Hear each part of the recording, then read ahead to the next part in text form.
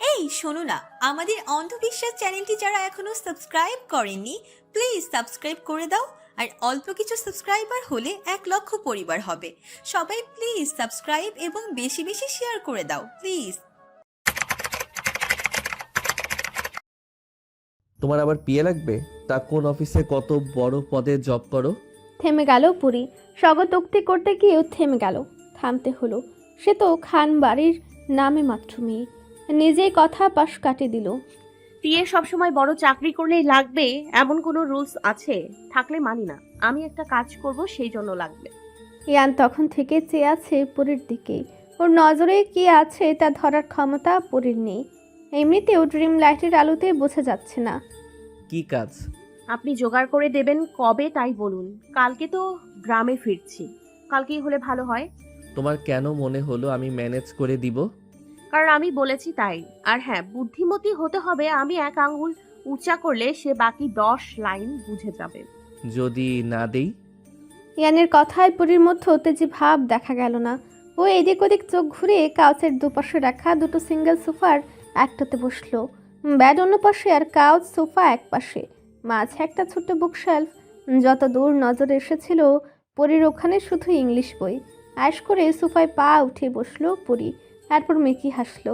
খোপা করা চুলগুলো খুলে আবারও খোপা করার মতো 2 হাতে কাজে লাগিয়ে বলল, আমাকে লেলি এখন বলছেন যদি না দেয়? পরি ভ্রু উঠালো নিজের কাজের মাঝে। আবার 2 হাত দিয়ে পিঠময় চুলগুলো ছড়িয়ে দিল। একটা জিনিস উপলব্ধি করলাম, শান্ত মস্তিষ্ক হলে না বড় বড় অনেক কিছু খুব সহজেই বোঝা যায়। এই যেমন আমাকে উস্কানোর আসল কালপিট আপনি, এটা হয়তো ধরতে পারতাম না। আবারও মেকি হাসলো পরি। ইয়ানের মধ্যেও কোনো প্রভাব পড়ল না। পরি বাবু মেরে বসে আছে সোফায়, পায়ের আঙ্গুল গুনতে গুনতে বলল, তাই উস্কেছেন যখন আপনি, ব্যবস্থা তো আপনাকে করতেই হবে। আর হ্যাঁ, বুদ্ধিমতী হতে হবে। আমার থেকে ছোট হতে হবে যাতে নাম ধরে ডাকতে পারি। তোমার মতো বুদ্ধিমতী আবার ছোট? পরীকে আবারও ভাবাচাকা খাওয়ালো ইয়ান। তবে পরি অনর ভাবমূর্তির সব মনের ভেতর ঠেসে ঠুসে বাহিরে স্বাভাবিক। কেন, আমি কি বুদ্ধিমতী না? তুমি বুদ্ধিমতী? পরি সরু চোখে ইয়ানের দিকে তাকালো। ইনসাল্ট করছে তাকে? শুধু সময় আসুক, আমার প্রয়োজন পড়ুক, তারপর ওই পাটোয়ারি আর আপনাকে এক আঙ্গুলে সোজা করব। প্রতি মিনিটে অপমান, তাই না? মেজমা কি বলেছিল সেদিন, সেই কথা যদি সত্যি হয় তো আমি পড়ি কি জিনিস দেখাবো আপনাকে। পুরীর ভাবনার মাঝে হঠাৎ অনুভব করলো ওকে কেউ হ্যাঁচকা টেনে সোফা থেকে উঠিয়েছে। শুধু ওঠায়নি, বরং তারপর ঝড়ের ব্যাগে কাউচে বসিয়ে দিয়েছে। হতভম্ব পরি চোখের সামনে ইয়ানের মুখটা দেখতে পেল। আর চোখে আগে অবস্থানকৃত জায়গায় তাকালো, তারপর বর্তমানে অবস্থান দেখলো চোখ ঘুরিয়ে ঘুরিয়ে। আবারও নজর দিল ইয়ানের চোখের দিকে। পরি নিজের বুকে হাত দিয়ে জোরে শ্বাস ফেলল। বিরক্তি মুখ করে বলল, কি হলো এটা? কি ভয় না পেলাম? তুমি আমার সামনে বসে কিছু প্ল্যান করো না, তোমার ভালোর জন্য বলছি। আমি আপনার সামনে বসে কি প্ল্যান করলাম? পরীকে অবাকের সপ্তম আসমানে পৌঁছে দিয়ে ইয়ান পুরুষালী ঠোঁটে হাসি ফুটালো একটু। পরীর মুখ হা হয়ে গেল তা দেখে। ইয়ান আরও একটু মুখ এগিয়ে নিয়ে আসলো। অভিজ্ঞতা বাড়ানোর জন্য তোমার পদক্ষেপগুলো ঠিক আছে পড়ি, তবে আমার উপরে তো ফলাতে আসবে না, ওকে? নো ওকে, সরুন তো আপনি। যখন তখন মুখের সামনে আসবেন না, অনুমতি দিছি আমি। ইয়ানের হাত পরীর দুপাশে। পরীর সেই হাতের উপর চাপ দিয়ে সরানোর চেষ্টা করে বলল, উঠে দাঁড়াতে চাইলে ইয়ানের হাত আবারও বাধা দিল। কি সমস্যা আপনার? যখন তখন না বলে কয়ে ঘরে ঘরে থেকে নিয়ে আসেন রাত বিরাতে। এখন এভাবে জিম্মি করে রাখছেন কেন? আমি তোমাকে জিম্মি করে রেখেছি, তাহলে আজও রেখে দেই। পরি নাক মুখ কুচকে নিল, অথচ সব মেকি। ইয়ানের কাছেই নিজের সত্তা ধরা দেওয়া যাবে না, কিন্তু কতক্ষণ? ইয়ান মুখ এগিয়ে নিয়ে এসে গভীর গা শিউরানো কণ্ঠে বলল, এত সাহস পেলে কোথায় তুমি? বেশি সাহস হয়ে যাচ্ছে না তাজকিয়া তুবা? পরির সমস্ত সত্তা কেঁপে উঠল। অটোমেটিকলি ইয়ানের ঘাড়ের উপর কাপা হাতটা রাখল পুরি। শক্ত করে চেপে ধরে চোখ মেলে তাকালো। লাগছে না সেই সাহস, আপনি নিজেই দিয়েছেন। ভুল করছেন।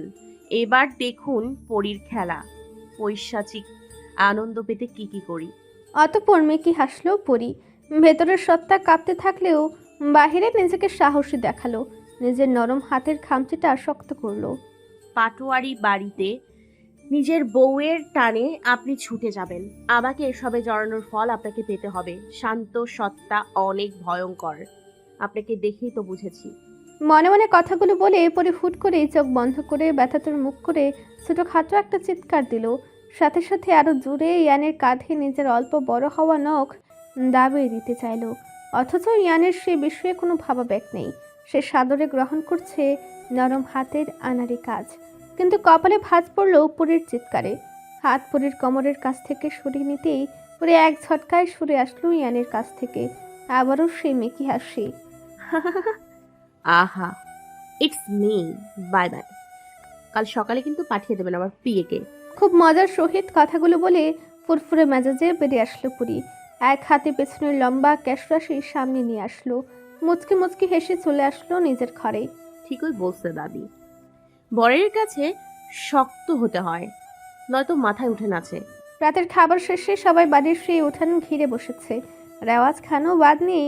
তিনি কখনো কোনো বাঙালি আনা থেকে বাদ যাননি।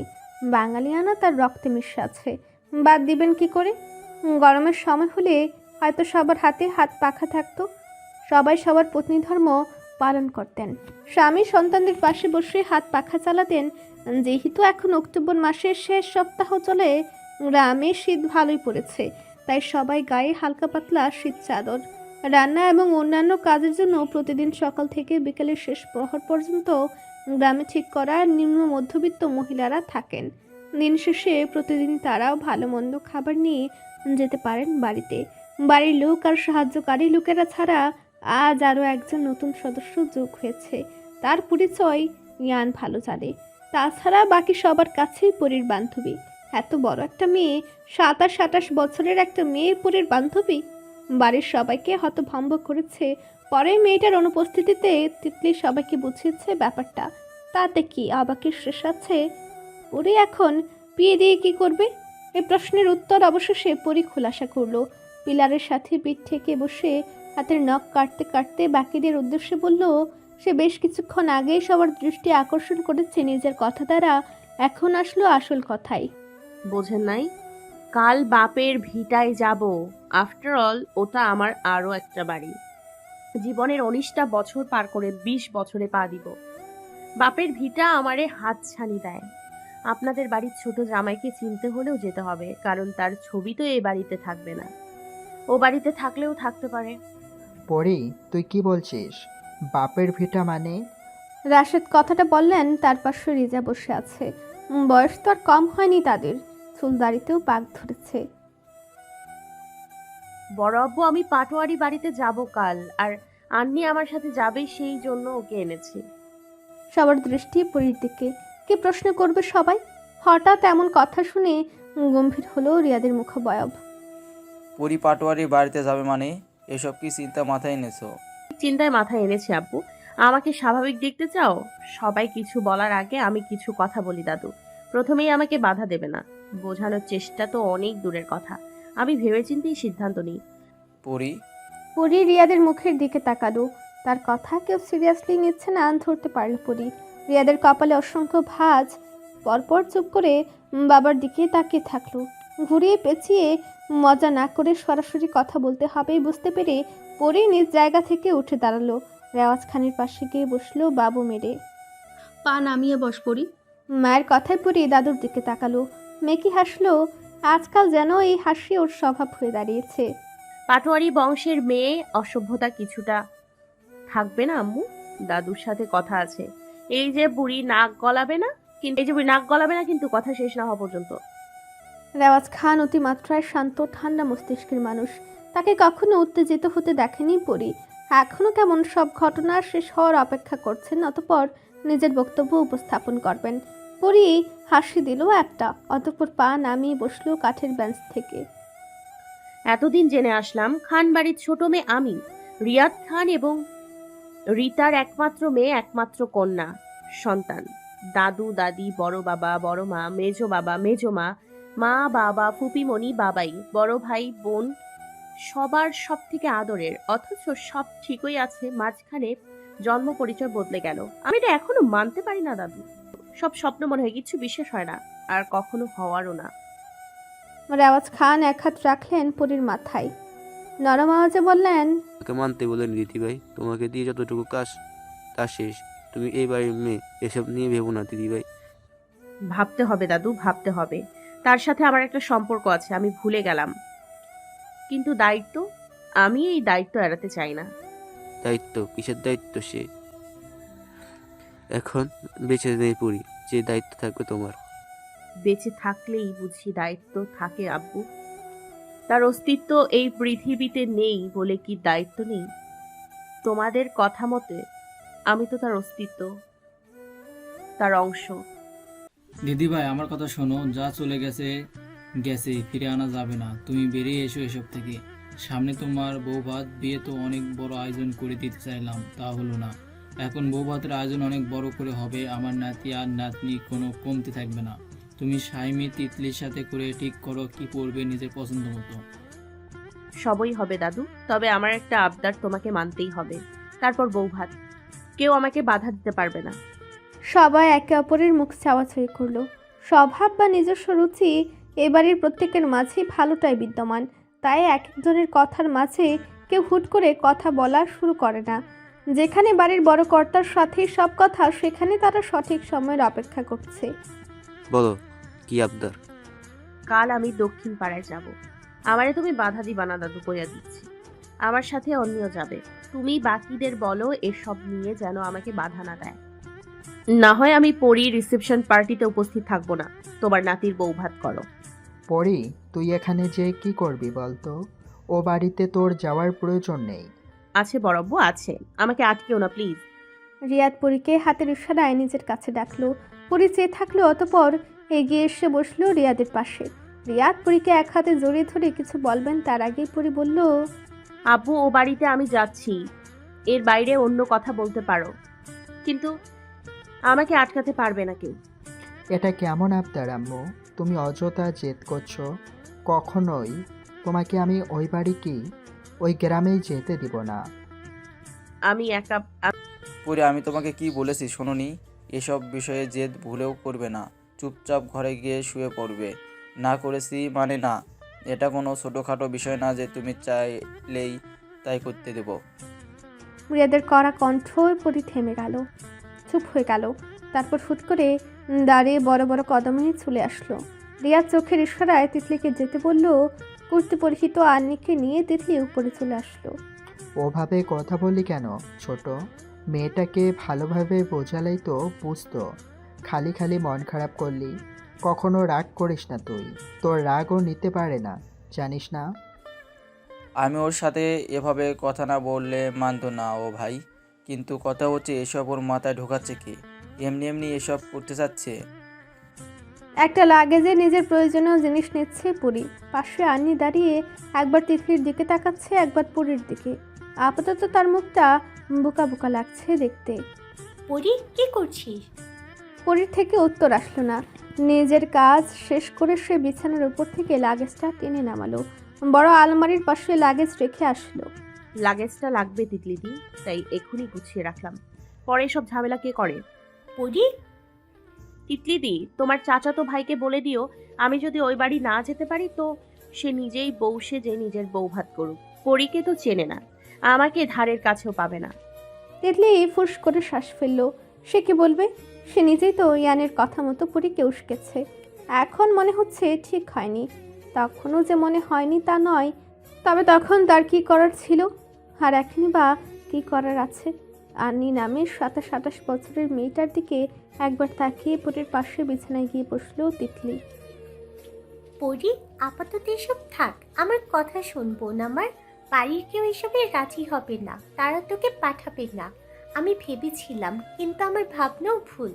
আমারই ভুল তোকে এসব বলেছি। দাদুর কথা মানাই ভালো হবে। সামনে বৌভাত, সেটা প্ল্যান করি।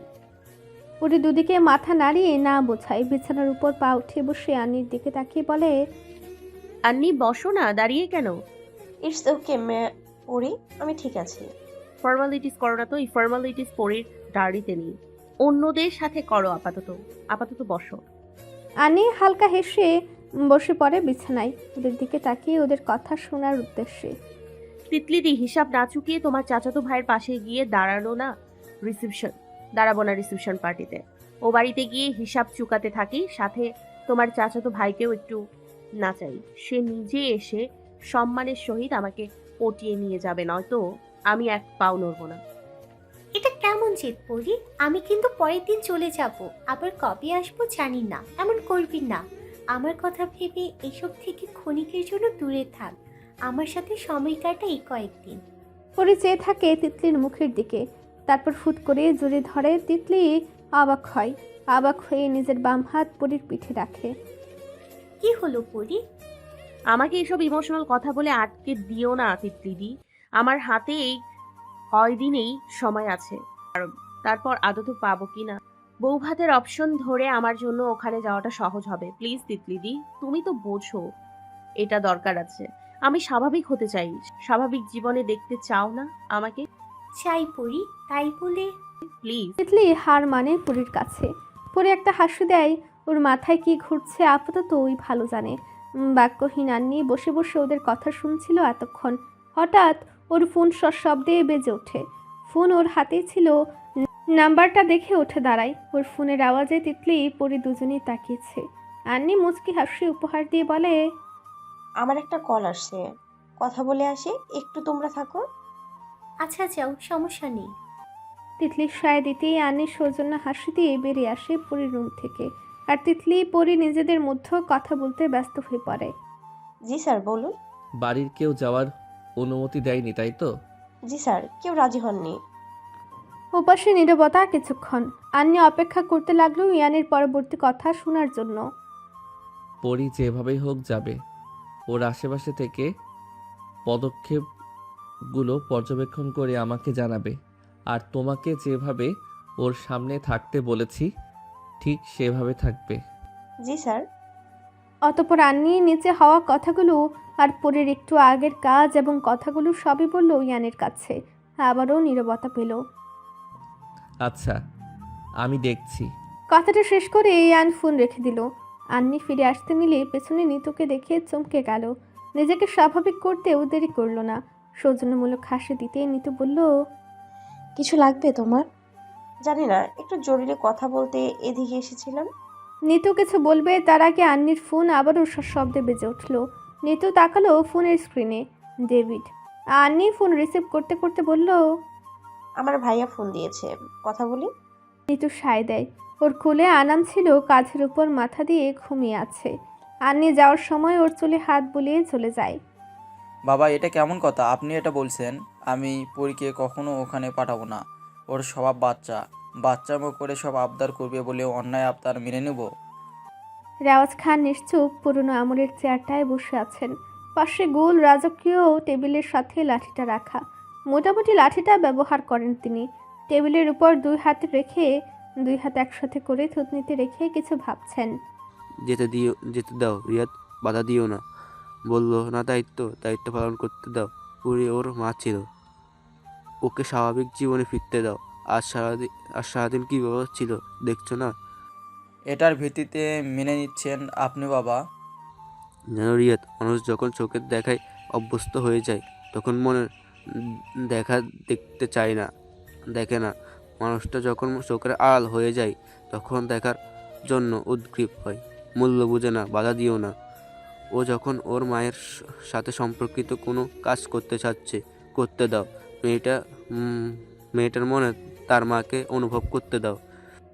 রিয়াদের কথা ওখানে আটকে যায়। আর কিছু বলতে পারল না সে। বুকের ভেতর বোনকে হারানোর সে নিদারুণ যন্ত্রণাটা ক্ষণে ক্ষণে বাড়তে থাকে। নীরবতার সম্মতির লক্ষণ। রিয়াদ উঠে চলে যায় সেখান থেকে। আমি বুঝে উঠতে পারছি না ইয়ান ভাইয়া কি করছে, কি চাইছেন উনি। বিয়ে হয়ে গেল, পরের দিন রিসেপশন পার্টি হলো না, কিছু ঝামেলার জন্য ঠিক আছে, কিন্তু এই কয়েকদিন তো ওরা একসাথে থাকবে, তারপর বউ ভাত। অথচ ভাইয়া পুরীকে উস্কে পাঠিয়ে দিচ্ছে এমন জায়গায় যেখানে ওর যাওয়াটা রিস্ক। কপাল চেপে ধরে তিতলি বিড়বিড় করে কথাগুলো বলল। বাড়িতে ওই কয়েকদিন কিভাবে থাকবে একা? পুরী থাকবে না এখন। নিজের উপর রাগ হচ্ছে ইয়ান ভাইয়ার কথা শুনে পরীকে উস্কে দিয়ে। বিরক্ত হয়ে অন্য হাতে মোটা বইটা টেবিলের উপর একটু জোর করে রাখলো। আবার কবে আসবে কি আসবে না ঠিক নেই, আদরের বোনটার কাছে থাকবে না। তিতলির ভাবনার মাঝেই পেছন থেকে দুটো হাত এসে ওর গলা জড়িয়ে ধরলো, মুখের সাথে মুখ লাগিয়ে উচ্ছ্বসিত কণ্ঠে বলল, তিতলিদি কি করছো একা একা? কিছু না পরি, তুই কোথায় ছিলি? একটু বুড়িমার বাড়িতে গেলাম, করম চা এনেছি বাগান থেকে, খাবে? তিতলি উঠে দাঁড়ালো চেয়ার থেকে, তাকিয়ে দেখলো ওড়নায় টুপলা বাঁধা গিট।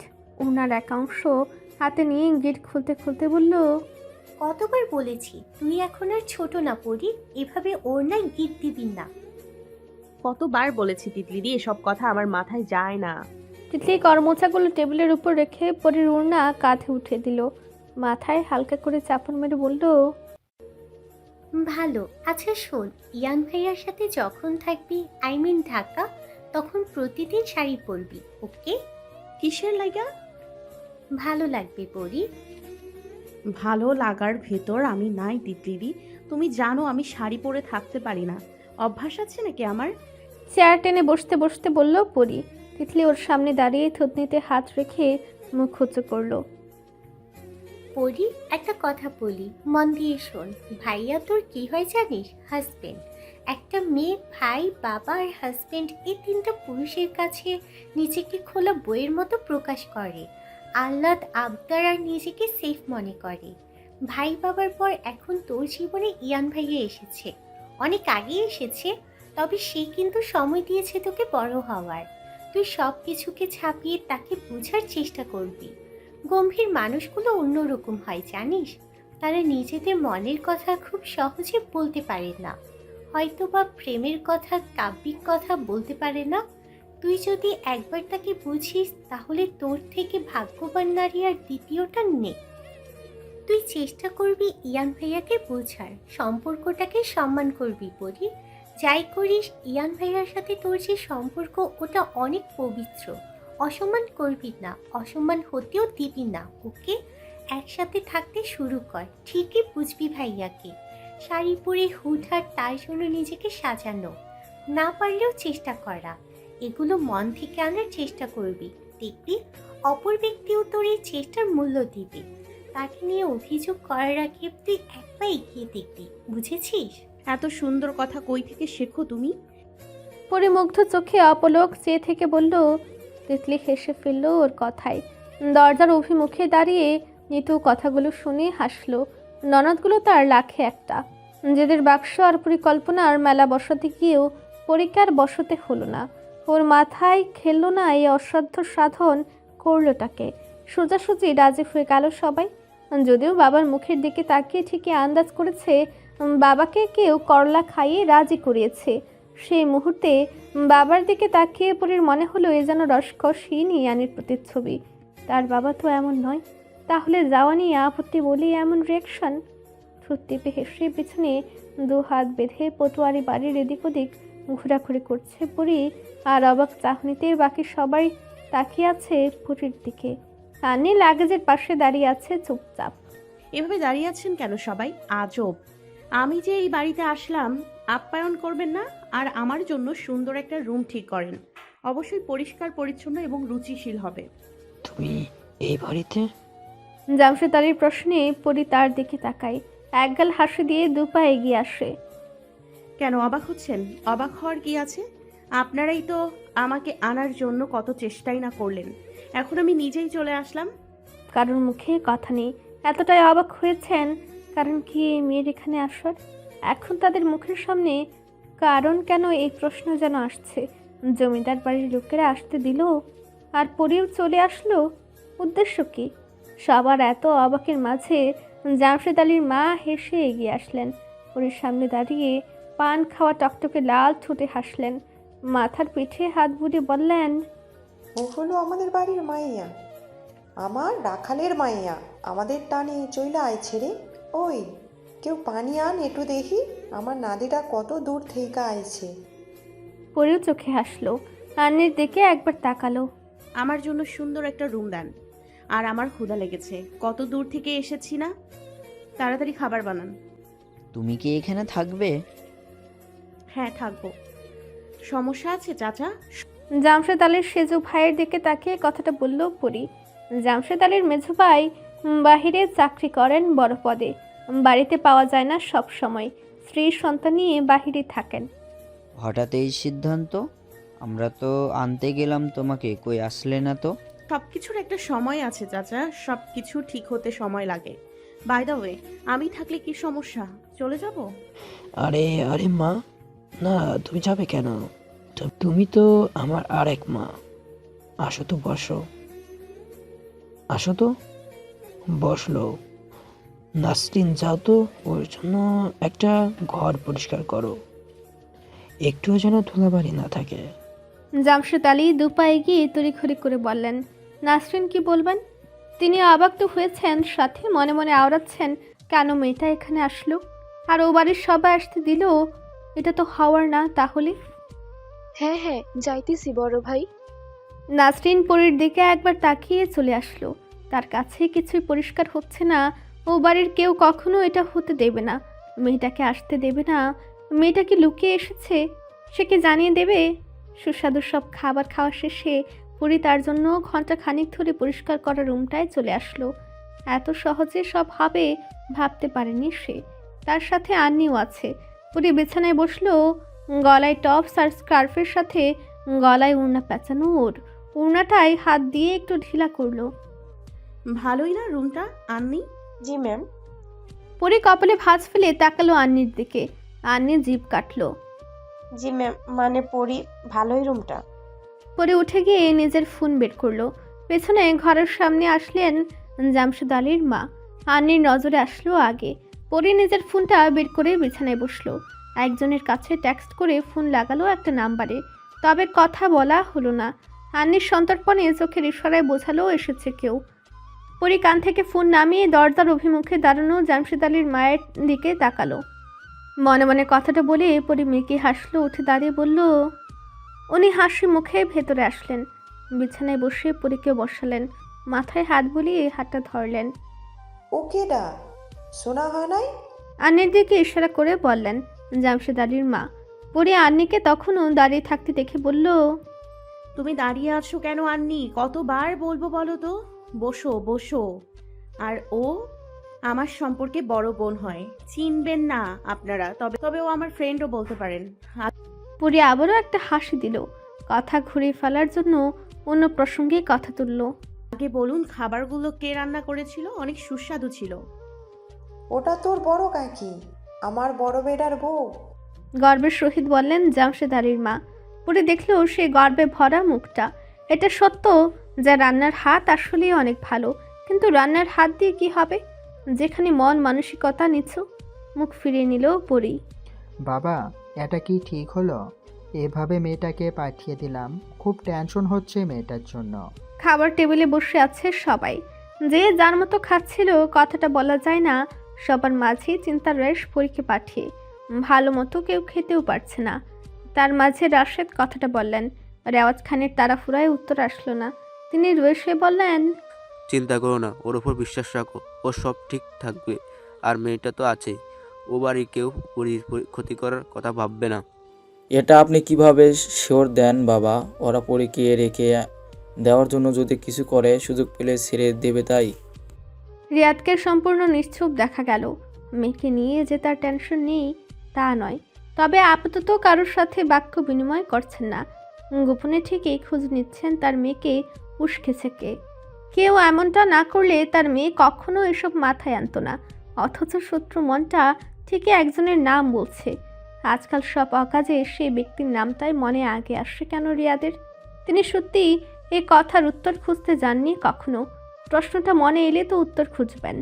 পুরীর পিছনে এখন আমাদের ঢাল ছাড়া আরও বড় ঢাল আছে রাশেদ, চিন্তা করতে হবে না। সে ঠিকই ঢাকা বসে পুরীর গায়ে আঁচল লাগতে দিবে না। নিশ্চিন্তে থাকো, ভরসা রাখো তার উপর। আমার মেয়েটা কত জেদি ছিল আমি জানি, তোমরাও জানো। তার মেয়ে জেদি হবে না তাই মনে হয়। বউভাতে যাবলা করতো, তাই তার থেকে থাকুক, সময় হলে যার নিয়ে আসার সময় সে নিয়ে আসবে। চিন্তা নিয়ে সবাই চুপ থাকলো। যতই বলুক তাই কি টেনশন থেকে আদতেও মুক্তি পাওয়া যায়? পরদিন সকালের কথা। পরীর ঘুম থেকে উঠে ব্রাশ হাতে সারা বাড়িতে ঘুরে বেড়াচ্ছে। একতলা বাড়ি হলেও অনেক বেশি বড়। ঘরগুলোর ওপাশে আবার বারান্দা দিয়ে নতুন করে জোড়া লাগানো নতুন ইট সিমেন্টের বাড়ি, অর্থাৎ একতলা বিল্ডিংয়ের সাথে পেছন দিকে নতুন করে বারান্দা গেঁথে অতঃপর আরও রুম বানানো হয়েছে। পরীর মাথা চুলকে হাসলো। দোতলা করলে কি হতো? ঘরগুলোর পেছনের দিকে টানা বারান্দা, সামনের দিকে ডাইনিং টেবিল আর জায়গা ভেদে সোফা। পরিপাটি আছে বাড়িটা। যতই হোক এক সময়ের চেয়ারম্যানের বাড়ি বলে কথা। বারান্দা দিয়ে হাঁটতে হাঁটতে পরে একজনের সামনে বেঁধে গেল। ব্রাশ তখন ওর মুখের মাঝে, ব্রাশ বের করে বিরক্তি চোখে তাকালো। পরক্ষণে সূক্ষ্ম নজরে দেখলো ছেলেটাকে। এটা তো সেই দিনের ছেলেটা যে তার হাত থেকে রেজিস্ট্রি পেপার নিয়ে নিয়েছিল। ছেলেটাকে সে কাল দেখেনি বাড়ির সবার মধ্যে, এখন উড়ে আসলো কোথা থেকে? নিয়মিত ভালোবাসার গল্প শুনতে এবং পড়তে আমাদের অন্ধবিশ্বাস চ্যানেলটি সাবস্ক্রাইব করে পাশে থাকা বেল আইকনটি ক্লিক করুন। ধন্যবাদ সবাইকে।